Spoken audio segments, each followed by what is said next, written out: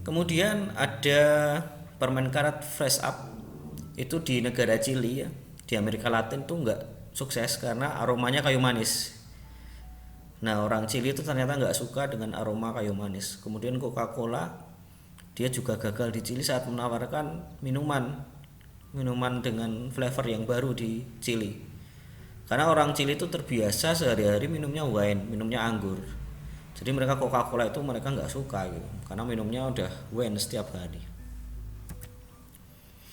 Nah, kemudian ada perusahaan Vomabu, itu kontraktor dari Eropa, tepatnya dari Belanda. Dia ini bangun rumah yang sudah jadi di Malaysia. Jadi dia developer, tapi ternyata penjualan rumahnya itu mengecewakan tuh di Malaysia. Kenapa?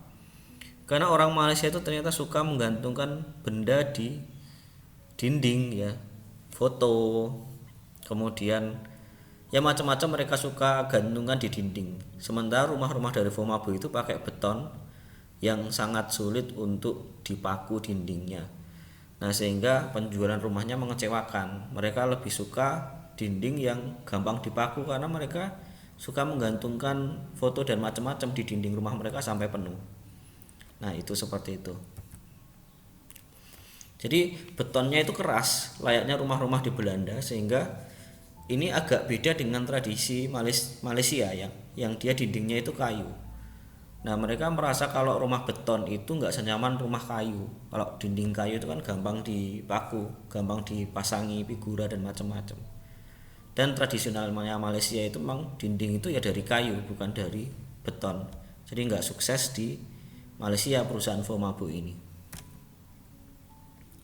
Nah, ada satu orang namanya Peter Solo. Dia ini tahun 82 itu punya perusahaan namanya Teenage Research Unlimited. Ya, dia melakukan wawancara terhadap para remaja tentang apa yang menarik dan tidak ya. Jadi dia ini membantu marketingnya Nike, MTV dan macam-macam, khususnya untuk remaja ya. Dia menemukan kalau ternyata remaja itu bukan kelompok yang mirip-mirip atau bukan kelompok yang homogen. Ternyata remaja itu juga bisa dibagi jadi kelompok-kelompok yang banyak yang lain gitu, seperti itu. Jadi nggak semua remaja itu sama. Nah, dia menemukan tiga kelompok, yaitu remaja AIDS ya. Jadi ini kalau kita sering dengar istilah sekarang itu remaja edgy, seperti itu ya, edgy. Nah, dia menentukan tren dan tidak tertarik mengikuti salah satu arus. Nah, kalau kalian sering baca di medsos itu ada orang yang dianggap edgy, itu ya dia yang pembeda, yang orang yang beda sendiri, karena dia yang bikin tren dan dia itu nggak tertarik untuk ikut arus.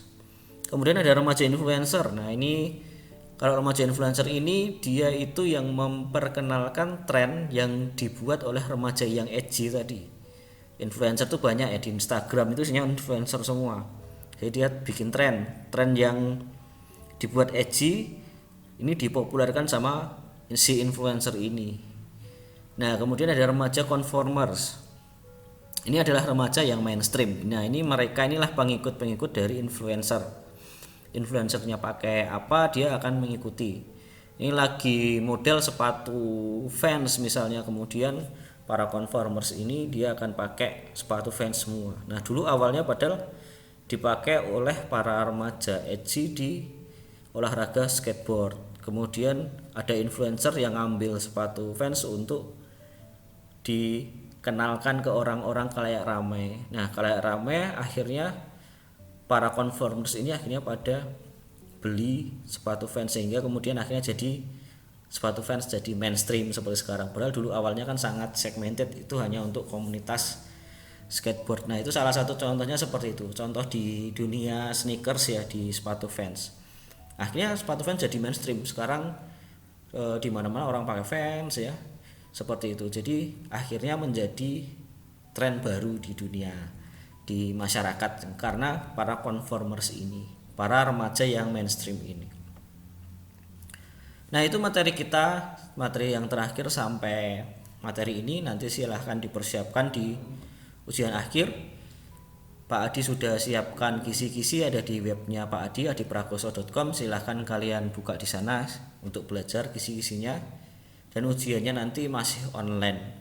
Itu terima kasih atas kebersamaan selama 1 semester ini. Kita jumpa lagi di semester selanjutnya. Terima kasih.